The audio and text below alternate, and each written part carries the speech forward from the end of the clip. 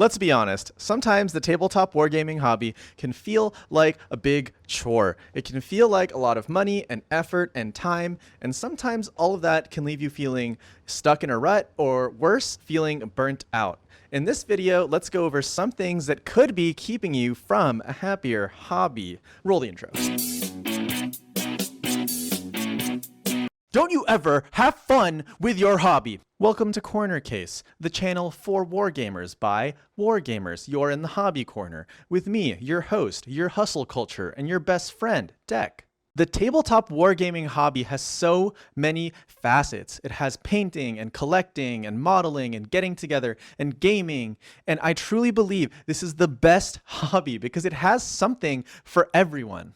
There are so many avenues of self-expression, and every aspect of the hobby is rewarding in its own right, but every aspect also has its own pitfall. In this video, we'll be going over 3 ways your hobby might be sabotaging itself. But first, a quick word from our sponsors. I want to give a big thanks and a big Corner Case round of applause to our supporters over on Patreon. You make Corner Case possible. And an extended thanks to everyone who supports the channel in non-monetary ways by liking, subscribing, commenting, being on the Discord. Building community is the best part of the hobby.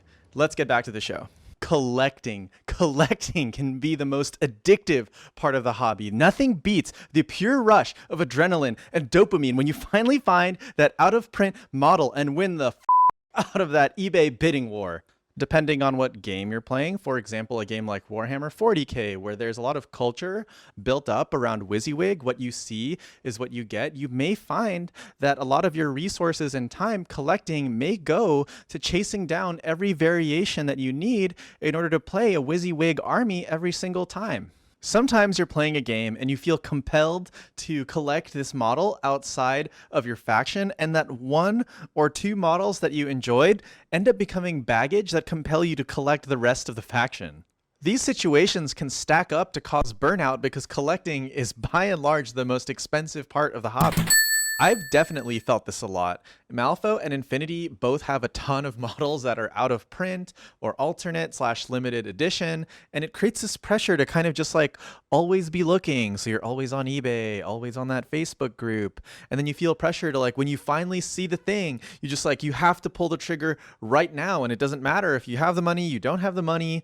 I think I'm showing that I'm irresponsible right now. Jesus Christ. But the worst is when you do all of that, you go through the trouble, you collect the thing, and it ends up just sitting in your backlog, unpainted and unassembled. So my unsolicited advice for people who are burning out collecting is marry Kondo. That's right, marry Kondo. What does that mean? It means you look at the mini, the model, the product, and you ask yourself, is this something I'm collecting, I'm buying because it's really going to give me joy? Or is this something that I'm doing because I feel obligated to? I feel like I'm supposed to do it. It's perfectly fine to own a model that's outside of your faction, and you don't have to collect the rest of that faction. It's perfectly fine if you want to collect models from different games with no intention of collecting or playing those games. Models are their own joy. Don't collect if it's pressuring you, if it's pressuring your bank account. If you're collecting and it's causing you stress, then don't collect it. And if you happen to like it, then that's what's important. Wargaming YouTube is saturated with Herculean feats of hobby strength, painting an army in just 1 week, painting a Night Titan in 24 hours, building an entire world from scratch. And all of this content is super inspiring. It challenges us to consider what is possible, and it gives us a lot of new ideas. But most of us don't hobby full-time. A lot of us have non-hobby jobs or school or other obligations. We hobby when we can. We hobby what we can afford to. And while a little hobby aspiration is healthy and a big part of the fun, I do think keeping up with the Joneses can turn into a little bit of a rat race. Hobby burnout is super real. While I know some people are good at batch painting or army painting, I think for many of us, painting your second 10 or even 20-man squad can be super mentally and emotionally taxing. Just getting your models painted, let alone improving your hobby, can really feel like a hamster wheel. You could be hobbying in a rush to meet a tournament deadline, or you could just be hobbying because you feel obligated. You've already paid for these models, so now you have to paint them. Sometimes army painting makes you feel like you're not allowed to hobby or paint on anything else until this project is done. You may have started an ambitious project and maybe life pulled the rug and now you feel like you can't move on to the next project because that one isn't finished. But at the same time, all of it is adding to your project debt. My prescription for hobby burnout is very simple. We do the hobby for fun. If you're not having fun, give yourself permission to do something else. I've done a video about the benefits of 3D printing before. The wargaming hobby is inherently expensive, and that contributes to a lot of hobby momentum or hobby inertia.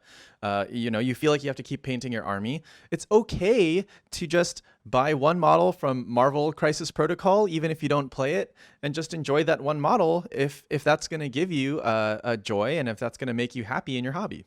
And for those of y'all whose hobby is just a step in the process to gaming, there are tons and tons of fast ways to get your army painted, tons of unexplored ways. Don't just listen to the current metagame of what speed painting looks like on YouTube. You can be creative, find the fastest possible way. Spoiler alert, that's coming. Absolutely, the most motivational part of the hobby is being able to see your completed army, and sometimes just getting to that point as efficiently as possible will go a great long way to keeping you motivated in your hobby long term.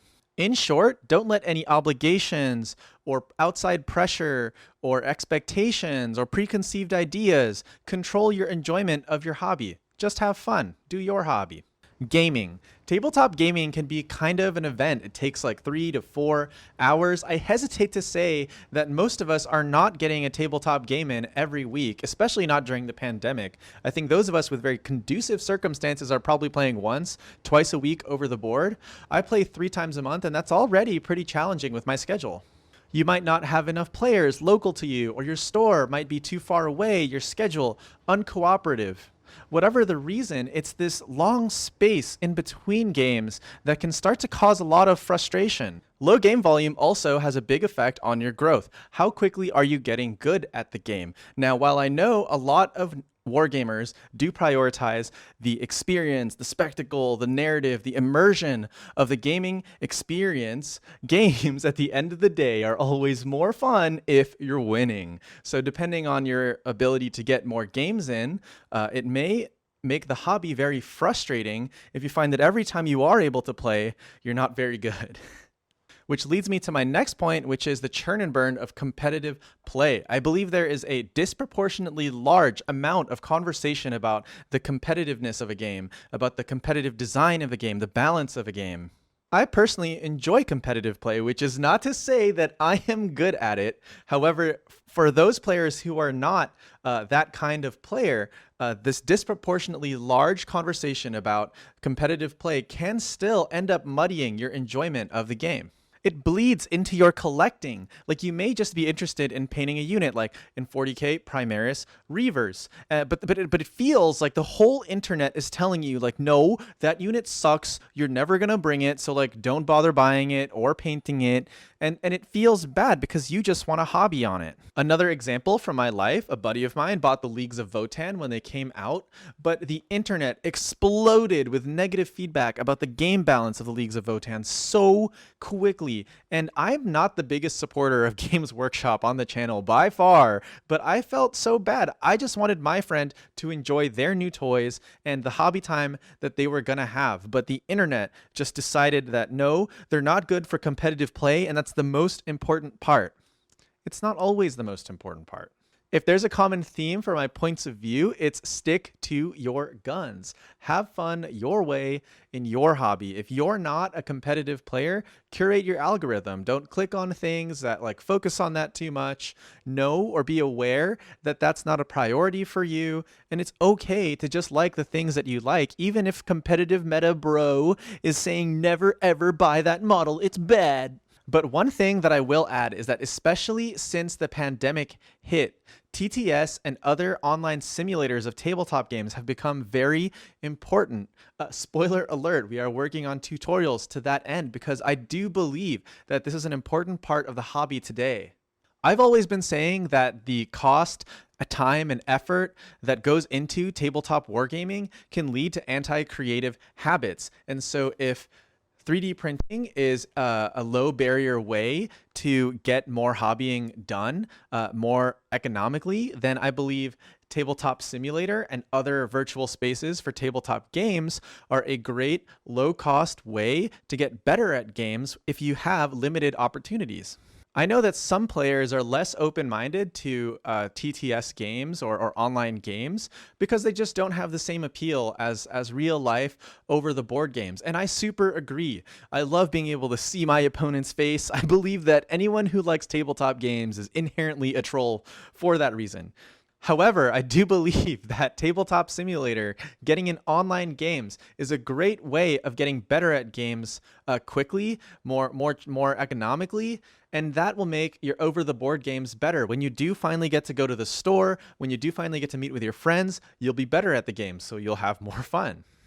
Wargaming is a really, really great enveloping hobby, but it can also be very easy to get frustrated or burnt out in this hobby. Let us know in the comments your experiences. Have you been burnt out? How did you get out? Are you burned out right now? If so, why? I wish y'all the happiest of hobbying, and I hope that this video was helpful for at least some of you.